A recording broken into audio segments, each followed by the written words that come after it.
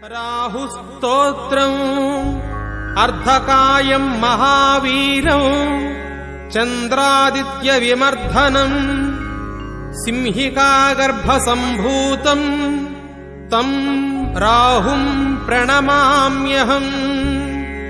केतुस्तोत्रम् फलासपुष्पसङ्काशम् तारकाग्रहमस्तकम् रौद्रम् रौद्रात्मकम् घोरम् तम् केतुम् प्रणमाम्यहम्।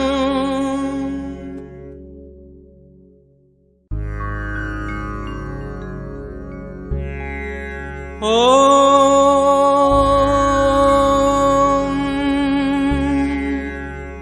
आदित्याय च सोमाय मङ्गलाय बुधाय च गुरुशुक्रशनिभ्यश्च राहवे केतवे नमः।